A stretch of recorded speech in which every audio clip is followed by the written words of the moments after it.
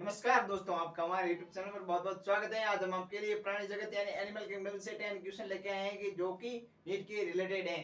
तो हमारा first question है कि वर्ग एम्फीबिया के बेसनों में दो जोड़ी पाद तोसा नम वो सलक रहित तीन कोष्ठी अधिवक्ताएं निम्न में से कौन सा उपरोक्त लक्षणों का पूर्णतः अनुसरण नहीं करता है। तो हमारे को ऐसा लक्षण बताना है जो इस एग्जाम्पल में से पूर्णतः अनुसरण नहीं करता है। तो फर्स्ट के अंदर दे रखा है राना, सेकंड है सैलामेंडर, थर्ड है इक्थियोपिस और 4 नंबर पे हाइला।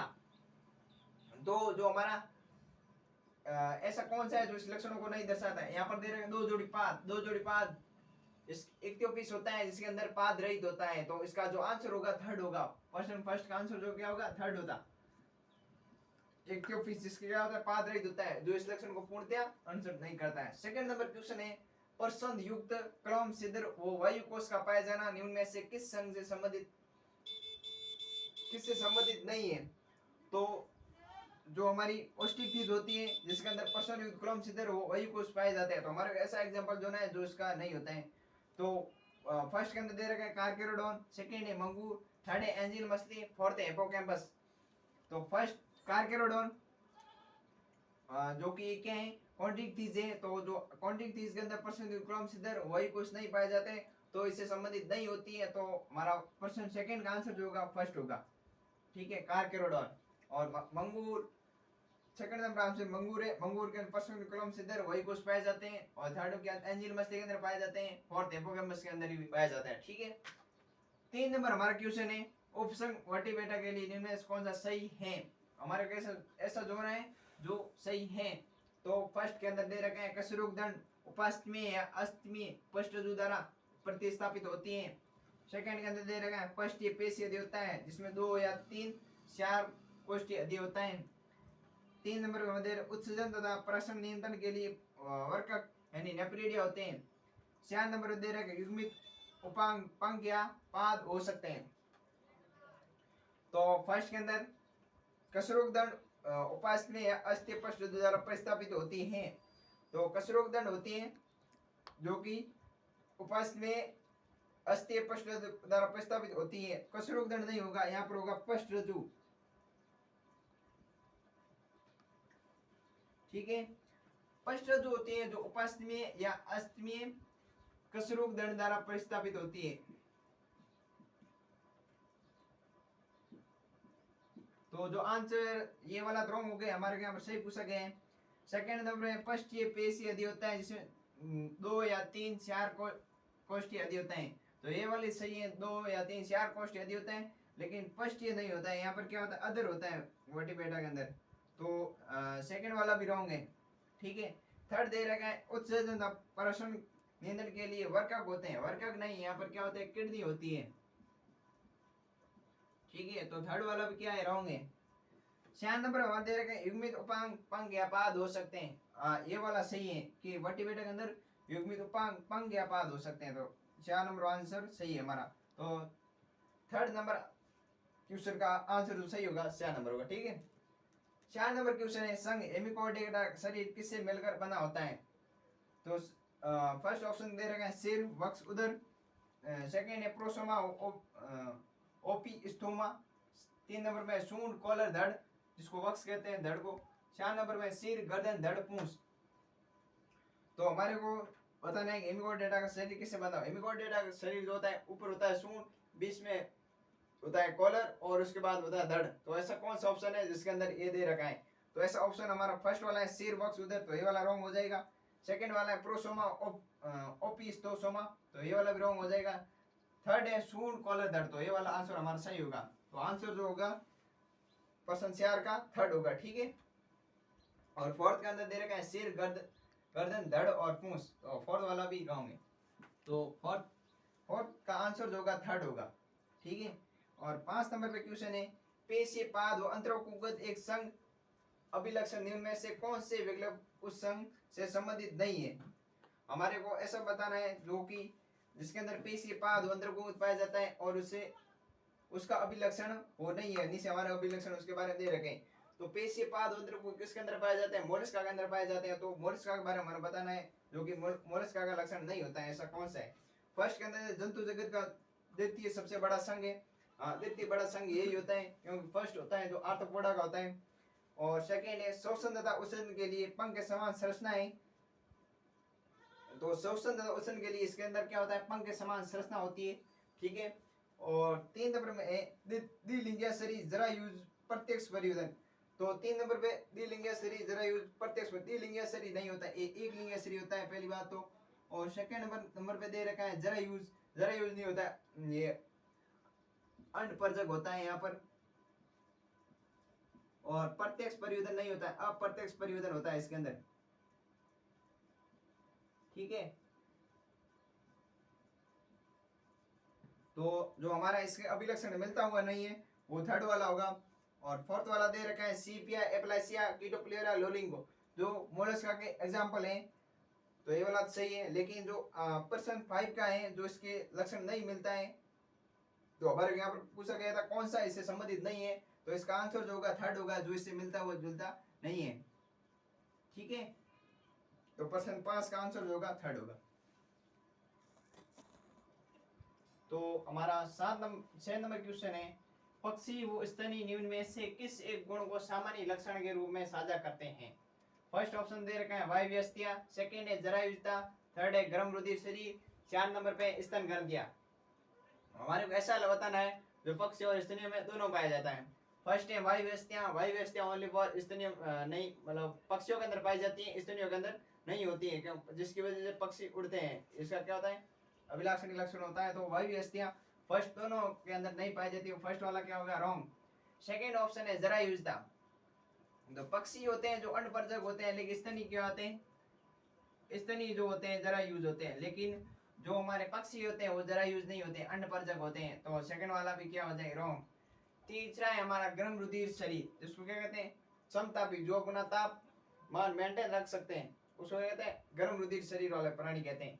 तो गर्म रुधिर शरीर प्राणी वाले पक्षी भी होते हैं और स्तनी भी होते हैं, इसलिए दोनों के रूप में साझा करते हैं, ये वाला लक्षण कॉमन होता है दोनों के अंदर। तो जो आंसर होगा तो थर्ड होगा। और 4 नंबर पे दे रखा है स्तनीय ग्रंथियां। स्तनीय ग्रंथियां क्या होती हैं, जो कि स्तनियों के अंदर पाई जाती है, लेकिन पक्षियों के अंदर स्तनीय ग्रंथियां नहीं पाई जाती है। तो फोर्थ वाला क्या होगा रॉन्ग होगा।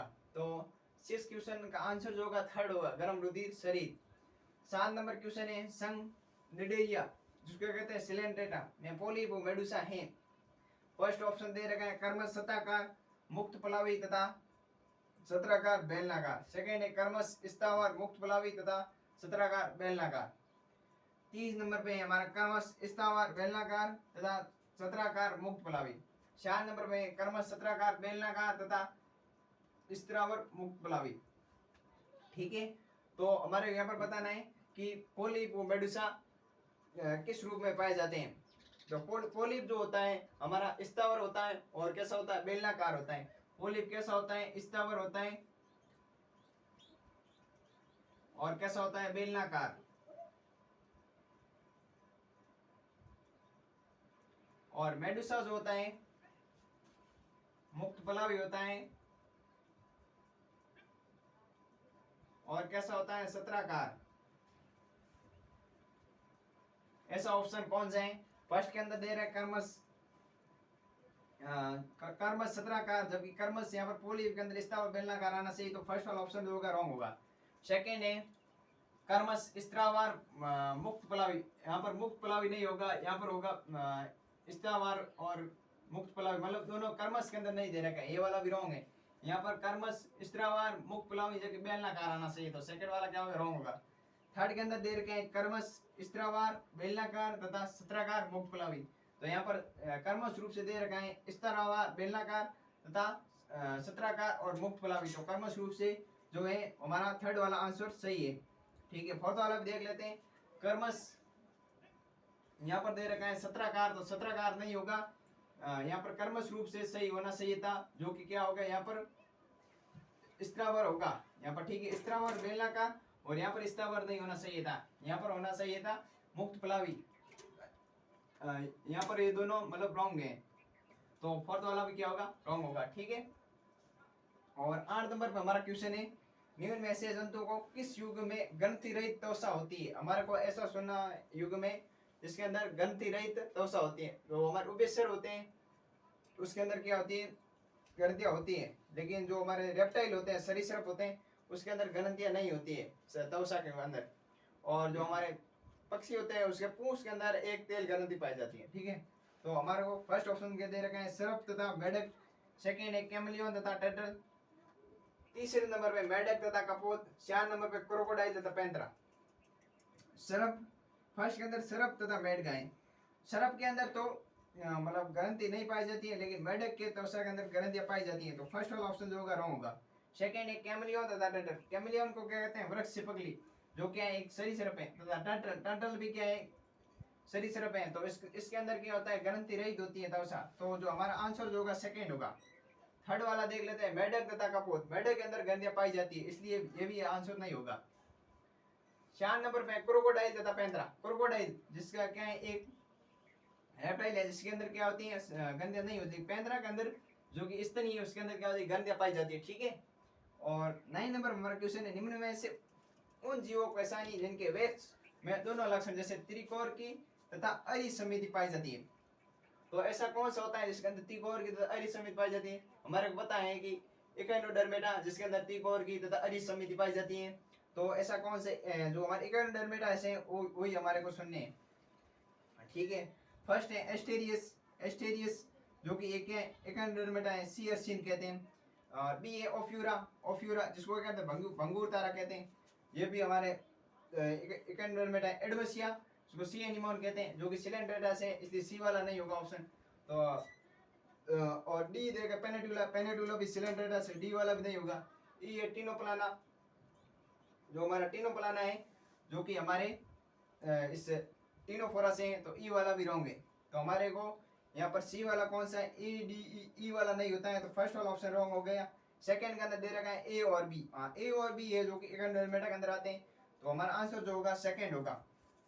जो त्रिकोण की भी है और अरिसमिति पाई जाती है, तो किसके अंदर एस्टेरियस और ओफ्यूरा। और थर्ड वाले के अंदर बी सी डी दे रखा है, ये वाला भी नहीं होगा। फोर्थ वाले के अंदर सी डी ई दे रखा है, ये वाला भी नहीं होगा। ठीक है, और 10 नंबर हमारा क्वेश्चन है, निम्न कोऑर्डिनेट में से किसमें सोच जली आवाज बाय नेसेशन तथा प्रत्यक्ष परिवर्तन पाया जाता है? हमारे को सुनना है जिसके अंदर ये लक्षण पाए जाते हैं।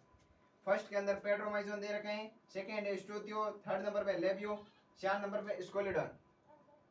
तो पेट्रोमाइजोन जो कि साइक्लोस्टोमेटा के अंदर आती है, तो साइक्लोस्टोमेटा के समुद्री आवासी होते हैं। यहाँ पर हमारा फर्स्ट ऑप्शन ही दे रखा है सोच जली आवास, तो हमारे सोच जली आवास में पेट्रोमाइजोन तो पाई नहीं जाती है। फर्स्ट वाला हमारा गलत हो गया।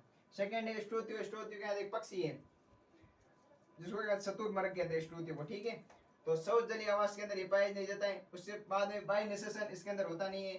स्टूथियो के अंदर इसके आंतरिक निषेचन होता है, पक्षी है। और प्रत्यक्ष परिवर्तन होता है, लेकिन ये दोनों लक्षण इसके अंदर नहीं पाए जाते। ठीक है, और 3 नंबर में हमारा लेबियो। लेबियो तो लेबियो का सौच जल आवास में के अंदर पाई जाती है, इसके अंदर बाय निषेचन होता है और प्रत्यक्ष परिवर्तन इसके अंदर होता है। और 4 नंबर पे हमारे तो आंसर जो होगा थर्ड ही होगा, क्योंकि इसके अंदर इस सौच जली आवास के अंदर पाई जाती है, बाय निषेचन भी होता है, प्रत्यक्ष परिवर्तन होता है। ले और 4 नंबर में स्कोलिडन जिसको कुत्ता मछली। तो स्कोलिडन क्या होती है, समुद्री आवास के अंदर पाई जाती है, सौच जली आवास के अंदर नहीं पाई जाती है। तो फोर्थ वाला भी क्या होगा, रॉन्ग होगा। ठीक है, तो 10 का आंसर जो होगा थर्ड होगा, लेबियो। ठीक है, thank you. Thank you friends for watching. More video update. Subscribe.